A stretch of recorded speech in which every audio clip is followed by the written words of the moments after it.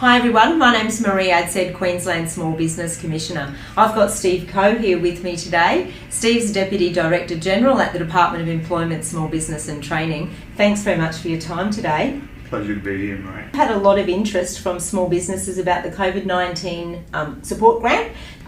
So it's $10,000 to $30,000 depending on the size of the business. It's about businesses that employ. So what do you mean when you talk about that? So what's an employing business? Yeah, thanks, Maree.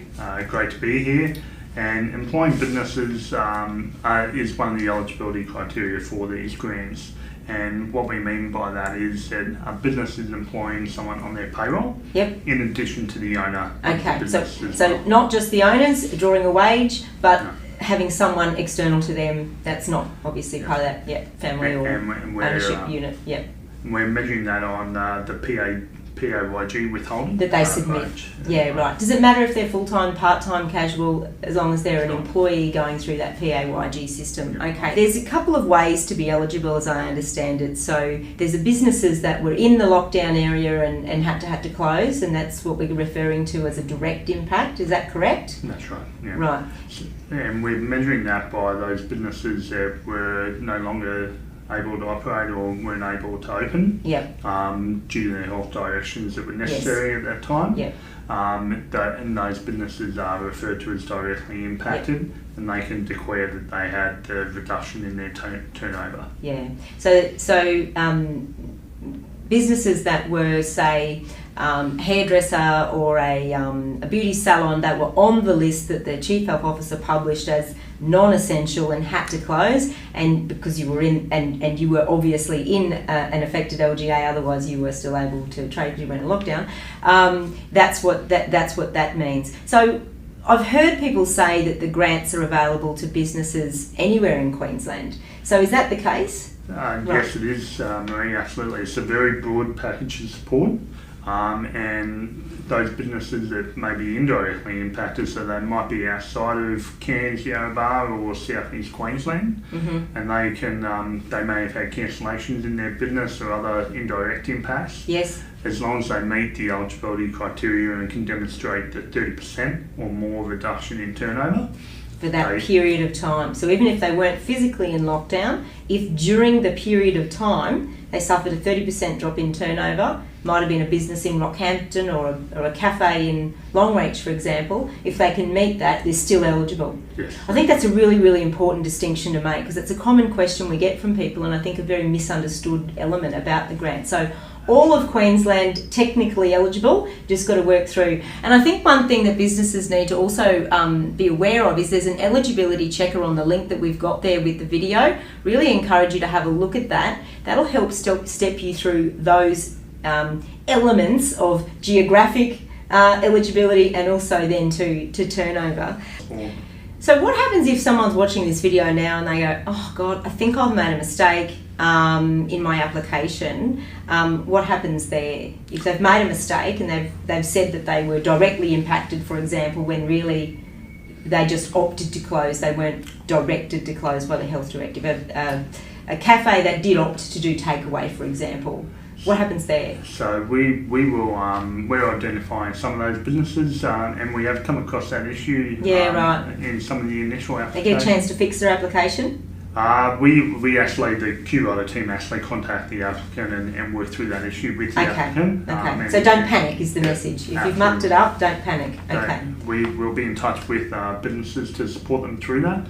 If any businesses want to actually check on that and contact us in relation to that, please call for Small Business Hotline. And that number's there with the video. That's good advice. So what advice would you give then to a business that has applied but hasn't heard anything? What should they do?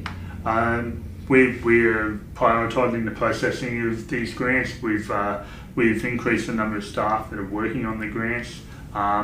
We are working through these as quickly as we can. There's significant amount of funding and applications being processed every single day.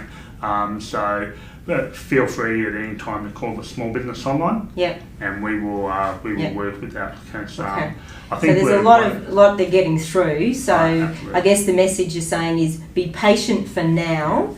if you start to get concerned that some time has passed and you haven't heard anything, we've got that number there for the business hotline to call. Would that be the advice? Yeah? Absolutely. Okay. The other key point is that I think it's really important that the government has recognised the impact of the lockdown. But the government's also said that every eligible business that applies in the 3-month window that applications are open will receive a grant. Yeah. So really important message. It's not going to run out. You don't have to rush and make mistakes. Take your time, get it right. Yeah. Okay. So 3 months from the 16th of August, wasn't it? Yeah. Right. So mid-November, basically. 16th of November. Yeah. Right. So businesses all across Queensland, if you meet that eligibility criteria, what are you waiting for? Yeah. Get in and do that. As you said earlier, that's one of the things we're finding is that some businesses may not think they're eligible, and we really encourage them to check the eligibility checker, contact us, and we'll work ask those questions. Don't assume you're not eligible and miss out, because that's not good either.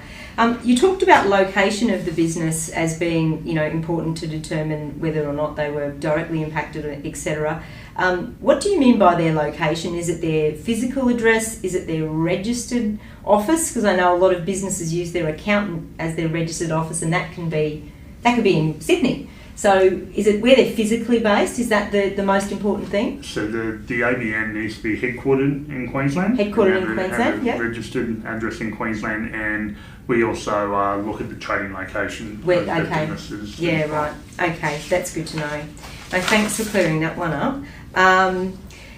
We've talked about how to demonstrate the 30% drop in turnover, and we've talked about the application and who's got to make it. What can you do with the money? So it's $10,000 for the first tier, 15, and then up to 30 depending on the size of your business. What are people doing with that money?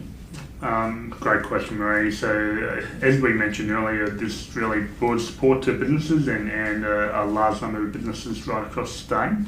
That support can be used to offset business costs as a result of the lockdown, and is part of the relief of some of those business costs as well. Yeah. So it can be where we've left it up to the business to decide. What business costs are most appropriate for the business to offset. So we get businesses come to us, of course, with our dispute resolution function with commercial tenancy matters, and we do see some tenants that say, "Hey, look, can I access this grant money and use it to catch up some rent or to pay some of my rent in arrears?" That's the sort of thing that would be perfectly okay. Paying staff? Yeah, absolutely. Right. There's no restrictions on the business costs that it could be used to support. Yep. No, that's really great. Thank you so much for clarifying those key things. I guess just to summarise where we're at with this is all of Queensland, check the eligibility checker that's online on the website that we've got there with this video. Call the hotline as well. Really encourage, I think that's the message you've conveyed there really well, Steve, is rather ask the question than assume and make a mistake and miss out on accessing this money. And physically, where you're physically located is really what it's about. That's been really helpful. Thanks so much for your time. Thanks for having us, Maree.